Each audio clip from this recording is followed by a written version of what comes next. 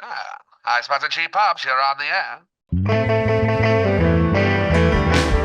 All right, Lottie, Dottie, you and I were two of the millions of people who used to watch Saturday Night's Main Event almost every single time they would come on instead of Saturday Night Live. You got a little tingle in your heart that you never had otherwise. Your favorite medium, one of your favorite television shows, is happening at 11:30 at night, and your mom and dad are letting you watch it.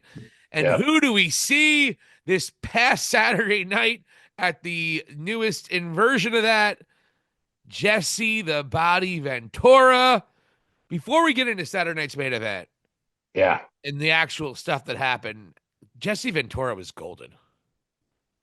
Um, I enjoyed Jesse on the mic and hearing his seeing his psychology of how wrestling should be was really intriguing because 40 years have gone by and he's all of a sudden on live TV and doing this. And he, in my opinion, more than held his own. And Oh I no, just thought it was, I thought like I was impressed, right? Like I enjoyed it and I was impressed. And I love the fact that he was just legitimately backing all the heels and found some sort of reason to go and humanize them and root for them. yeah, Like, and it was perfect. like It's like he what? always did. He was the Yes, same yes, guy he was 40 years ago. yeah, yeah, It was great. Hearing him again do that was yeah, it brought a lot of happiness to my heart because he did, like yeah, you said, the way he knew about everybody. yeah, He knew all the backstories. There wasn't any yeah, mistakes. It wasn't any Tony Schiavone's. exactly. And he brought, like you said, the psychology, the reasoning why Yeah, Kevin Owens was in the right, which by the way I agree with, which we'll get to later on. right. I thought Jesse Ventura was outstanding, and also go check out his book, 50 Secrets Our Government Lied to Us About. Jesse is a very well There's balanced 51 now, individual. by the way, Vladdy Dottie. Just so. Yeah. Yeah, as of tonight, it seems. Um, but yeah, having Jesse out there and just being a storyteller during these current day matches. And you know what? There was one part of me that was actually angry for about 3 seconds as to when Jesse announced that he hadn't been there for 40 years. And honestly, I was angry at Vince McMahon. Like, I know Jesse screwed Jesse with the whole union thing. I knew that wasn't going to fly. But the combination of Hogan and McMahon basically cutting bait after him pushing for a union, the fact that we haven't been gifted at least 20 of those years, 15, whatever, um, I felt like we lost out a little bit. But for him to go and jump back on the horse like he did, and it didn't seem old or sad too much to me. You know, it wasn't like, he shouldn't be there. He was like with it and still witty and pretty quick. I heard him on Friday, actually. He was on WFAN in studio, more than held his own. I could tell the other two hosts were like almost like a little intimidated at times. Jesse just Very has this presence. authoritative. He's He's still sharp, yes, dude. I mean, he's yes, 70 something years old. yeah, I'd rather him be president than Donald Trump or Kamala Harris. I'm not going to lie. yeah, yeah. I don't disagree there, man. It just he's really showing his uh his mental awareness, especially, and I give him a ton of credit. It was more than nostalgia because it worked. And even, I don't know if you want to add much more to Jesse, but let me just also add this, like, seeing Jesse out there and then even the little things like the walkway, the ramp going to the Yeah. ring, being the old iron, the bars basically, and they're able to get like, get hands on the wrestlers. And it's a little bit more claustrophobic in ways, but it's like, it's adding something different from other WWE programming. So that sort of stuff I really appreciated about the show, besides the wrestling and storytelling. But yeah, Jesse was a gem to me, man. It was great to see him. Love seeing him on the microphone once again. Yeah, I thought it was a beautiful tribute to what Saturday Night's Main Event used to Yeah, be. And yeah, I mean, for me, every time there was a Saturday Night's Main Event, and I used to watch Saturday Night Live literally religiously, yeah, but I was always happy when Saturday Night's Main Event was on. And I remember sitting in Westfield, New Jersey, at My mom was sleeping, probably on Ludes or whatever the hell she took back then. I'm joking, mommy. Anyway, she's sleeping, and I saw Hulk Hogan face The Rock Don Morocco. Yeah. And obviously, we know what happened after that. King Kong Bundy, Bobby Heenan got involved and destroyed Hulk Hogan. Just for one night, Bobby Heenan was going to manage Don Morocco. It was a special thing that night, Right. just so they can intertwine those two stories. And and you were sad. And you were like, as a kid, Hulkamaniac, a 7-year-old Hulkamaniac, Yeah. you're crying your eyes out. Like, they stretchered him out. I never saw this before. They stretchered him out. Like, the last time I saw that was Ricky Steamboat when, oh no, actually, it was before that. The last crazy thing that happened after that was when Savage stuck a ring bell down Steamboat's throat and was Wow. stretchered out. That, Oh, yeah, yeah. I do recall that now. Yep. like, Hogan getting stretchered out that night was the first time I saw a wrestler get stretchered out. Right. He probably wasn't even stretchered out. I remember him being stretchered out with tape. Yeah, whatever. Anyways, so that was the first big recollection. But I also remember when Paul Orndorff and the whole thing with Mr. T. It was always such a special occasion when that happened. When there was a Saturday night's main event, it really was. I think the Brainbusters won the tag team titles on Saturday night's main event.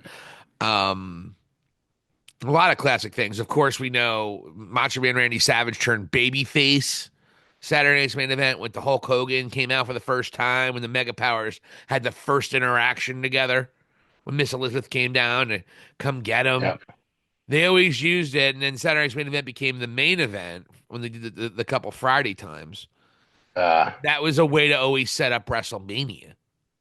And that mm, was a really cool thing about that. But the main event, the main event was Hogan versus Andre after WrestleMania 3. And then that's when Andre beat Hogan with the double Hebners, Earl and Dave. uh, Yeah. And then he gave the title to the $1 Million Man like a minute later. But yeah, it was great. They had the old drapes. They had everyone was wearing tuxes. Jackie Redmond was fine, so fine. I love the fact that what's his name, Joe Tessitore, was wearing the red bow tie for me, Gene. Yeah, I like him. I think he's done a good job. By the way, I Yeah, don't think enough yeah. I people was, give him a credit. I feel like yeah, he gets everyone who's new that people hate for no reason. yeah, Sometimes it's deserved, but like just if they don't splash and don't do yeah, something crazy and stupid like Pat McAfee, yeah. they don't get over right away for whatever Right, reason. right. I don't get it. I don't. But I really think Joe has done a great job as a play-by-play guy. He doesn't make mistakes. He recalls things in a good way. So yeah, Saturday Night was a great throwback. I think Triple H. That's what I love about Triple H, man. He gets it from a fan's perspective because he was a Yeah, fan growing up and he was a guy who worked. It's like I feel like his perspective is so much better than Vince's because of that. Vince was breaking new ground, by the way, so you have to give him the what have yeah, you. But I think Triple H kind of gets today's fan and even younger more so than Vince ever could, especially given the last 10 years Vince put out creatively, which was atrocious. It made yeah. Tony Khan look like a good booker. Oh, the irony. Um, no, it's a great point about Triple H because I'm telling you, I just enjoyed it from beginning to end. Just the matches that he booked for it, it was good to spotlight those that talent on there. Hey, that place erupted for Chelsea Green. I love that so much. First of all, I think she's from New Jersey, but she obviously is married to a guy who's pretty big in Long Island Yes, and is wrestling for the no, Ring of Honor World Championship at Hammerstein Ballroom. But Chelsea Green, I can't even explain how happy I am for her. First of all, she should have been a world champion. She should have been Miss Money in the Bank. Whatever. I'm not going to go crazy there, but for her to win, I mean, she was getting cheered when she almost won Money in the Bank as well. The Yep. crowd loves her because everything she's done, she has humiliated herself. She's put everybody over. She's made herself look stupid and weak. She set a women's record for getting eliminated in a Royal Rumble, and she did it with fucking class. This woman Yeah. has done everything WWE has put in front of her. And she's plus 30. She's done it all. And WWE finally rewards her for being the first U.S. champion. I couldn't be happier. Yeah. Well deserved. I think she needs to be a world champion. She is as entertaining as they get. She can cut a promo as good as anybody. They haven't even seen her cut a promo because she's keeping herself to this character, which she is right now. Yeah. Like, she hasn't been able to dig deep in anything. This girl, this woman is incredible. Chelsea Green needs to be a world champion in WWE, but I'll take a U.S. championship for now and watch her make it a thing. And she has a great heater in Piper Niven, who's great. I'm just so happy for Chelsea. The crowd loved her. And you know you're doing your job right if you're a heel and you're a shit heel. Like Yeah. she's a terrible. She's a Karen. Like there's nothing no redeeming quality about her other than she's really entertaining. She entertained me, her walking to the ring past all the people trying to get hands on her. She was like grossed out. Yeah, it's great. And they're cheering for her. That's Yes. why when you are that's what MJF was going through before he turned babyface. He was doing the worst things you can do as a human being, and he's still being cheered. Yeah. That's where you know you're doing something right. And I'm just so happy for her. And again, she was one of the first. She was one of the 4 women who competed at the first All In. Thank you so much for watching High Spots and Cheap Pops. For Vladi Dottie, this is Silicon Steve Alley. Hit the subscribe button and let us know what you think. Thank you for watching, and here endeth the lesson.